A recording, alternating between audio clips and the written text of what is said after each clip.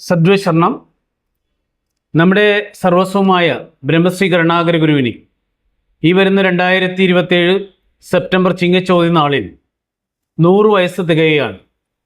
എന്നാൽ ഗുരുവിൻ്റെ 100ാമത് ജന്മജയന്തി 2026 സെപ്റ്റംബറിലെ ചിങ്ങച്ചോതി നാളിലാണ്. ഗുരു ശരീരത്തോട് ഇരുന്നപ്പം മുതൽ ഗുരു ജനിച്ച ദിവസം 1ാം ജയന്തിയായിട്ടും അങ്ങനെയാണ് ആഘോഷിച്ചു വന്നിരുന്നത്.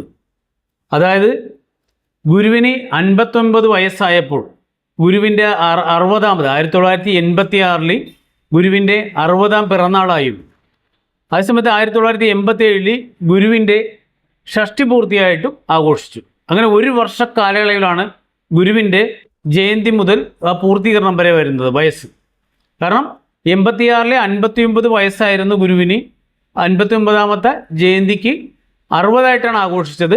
ആ 60ൻ്റെ പൂർത്തീകരണം ഷഷ്ടി പൂർത്തിയായിട്ട് ആഘോഷിച്ചത് 1987 അതിന് സമാനമായി തന്നെയാണ് ഗുരുവിൻ്റെ സപ്തതി വന്നതെന്ന് പറഞ്ഞാൽ 1996 സപ്തതിക്കുള്ള 70ാം പിറന്നാൾ ആഘോഷിച്ചത്.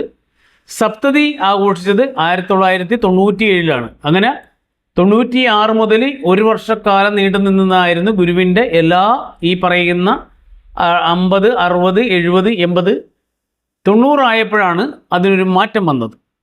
അതായത് ഗുരു ശാരീരാശ്രമത്തിൽ ആദിസങ്കല്പത്തിൽ എത്തിച്ചതിന് ശേഷം ഗുരുവിൻ്റെ ആ ജന്മജയന്തിയെ നവപൂജിതം എന്ന് പറഞ്ഞ് അവർ പേര് മാറ്റിയെങ്കിലും നമ്പറിട്ട് തന്നെയാണ് ഗുരുവിൻ്റെ എല്ലാ ജയന്തികളും ആ നവപൂജിതമായാലും ആഘോഷിച്ചു വന്നിരുന്നത്.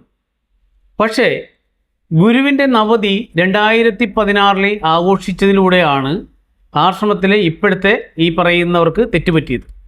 ആ ജയന്തി ആഘോഷം തെറ്റുപറ്റിയത്. കാരണം മറ്റൊന്നുമല്ല, ഗുരുവിൻ്റെ ആശയത്തിലും പരമ്പരയിലും എല്ലാം തെറ്റുപറ്റിയെങ്കിലും ഈ പറഞ്ഞ കാലയളവിൽ 2016 ഗുരുവിന് 90 വയസ്സാകുകയും അതേസമയത്ത് 90 വയസ്സ് നവതി ആഘോഷം 2017 നടക്കുകയും ചെയ്യേണ്ട സ്ഥാനത്താണ് ഇവർ 2016 അത് ആഘോഷിച്ച് അതിനൊന്ന് തെറ്റിച്ച് കളഞ്ഞത്. സാധാരണഗതിയിലെല്ലാം ഒരു വർഷ കാലയളവിൽ നീണ്ടു നിൽക്കുന്നതായിരുന്നു ഗുരുവിൻ്റെ ജന്മജയന്തി.